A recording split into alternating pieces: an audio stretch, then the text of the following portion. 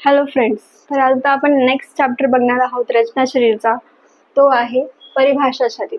परिभाषा शरीरमध्ये काय आहे तर आपल्या शरीरात ज्या ज्या रचना आहेत कशा प्रकारच्या आहेत तर त्याच्या परिभाषा म्हणजे त्याच्या डेफिनेशन्स या शरीरमध्ये या चॅप्टरमध्ये आपल्याला सांगितले आहेत. तर ते आपण एक एक करून स्ट्रक्चरच्या डेफिनेशन बघू. फर्स्ट आहे खुर्चा. खुर्च्याचे काय?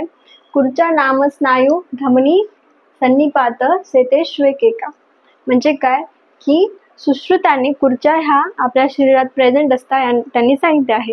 म्हणजे आपल्या शरीरात काही असे ऑर्गन्स आहेत, काही अशा गोष्टी आहेत, काही पार्ट्स आहेत तर ते त्यांना ज्याच्या सारखे दिसले, ज्याच्या प्रमाणे दिसले, म्हणजे ज्याच्या सिमिलर दिसले, त्यांनी त्या आचार्यांनी त्यांना ते एक उपमा दिली आहे.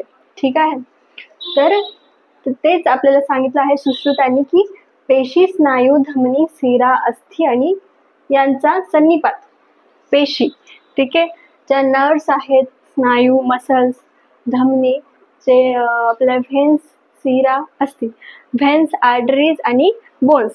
तर यांचा जो सन्निपात म्हणजे यांचं आता आपला सपोज हँड आहे, ठीक आहे, तर तिथलची मसल आहे ही बायसेप मसल, तर तिथं बोन सुद्धा आहे ह्युमरस, ठीक आहे, तिथं ज्या नर्व्स आहे, आर्टरीज आहेत, वेन आहे, तर ते आपण एकट्टे सपोज बघतोय तर तिथे जो सन्निपात, तिथे त्यांचा जो जॉईंट आहे तिथे ते एकमेकांच्या जवळ राहत आहे, तर त्याचा सन्निपात म्हणजे एकत्र येऊन तर ते जे बनलं आहे ते कुंचल्याच्या आकारासारखा असतो, त्यास खुर्च्या म्हणतात.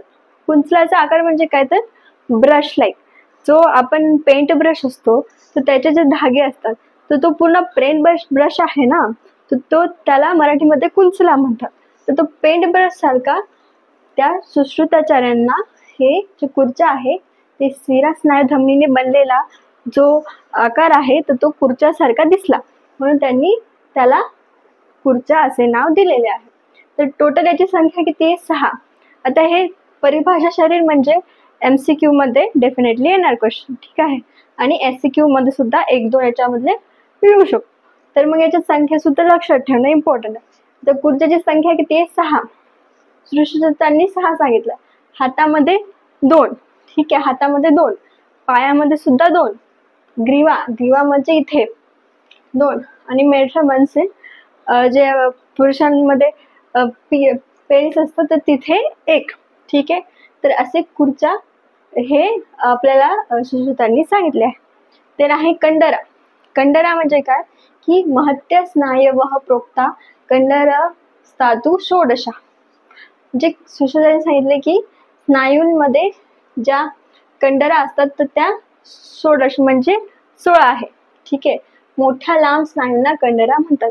मोठे लांब स्नायू म्हणजे मसल्स, जे मोठे स्नायू मसल्स असतात तर त्यांना आयुर्वेदामध्ये कंडरा असे म्हटलेले आहे. तर स्नायू किती सांगितले आहे? 16 सांगितले आहे, मोठे लांब, ठीक आहे. हातामध्ये 4, ग्रीवामध्ये 4, पायामध्ये 4, पृष्ठ म्हणजे पाठीमध्ये 4, ठीक आहे. नंतर आहे जाल. जाल म्हणजे काय? जाळे म्हणजे नेटवर्क ऑफ आर्टरीज असतात, व्हेन्स असतात, ठीक आहे, नर्व्स आहेत, तर तसे हे जाळे शरीरात मांस, शिरा आदींपासून तयार होणाऱ्या रचना.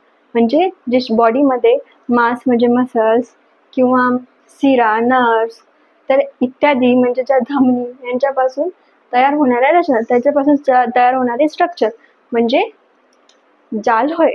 जाल म्हणजे काय तर नेटवर्क. तर आणि त्याची संख्या किती सांगितलंय? 16, ठीक आहे. तर ते कसं मांसच्या 4, शिरांचे पण जाल तयार होतात 4, स्नायूचे जाल तयार होतात 4 आणि अस्थिचे जाल हे 4. तर हे असे 3 आपण परिभाषा बघितल्या आहे. हे MCQ ला खूप इम्पॉर्टंट आहे. आपण नेक्स्ट लेक्चरमध्ये पुढच्या परिभाषा बघूया. थँक्यू.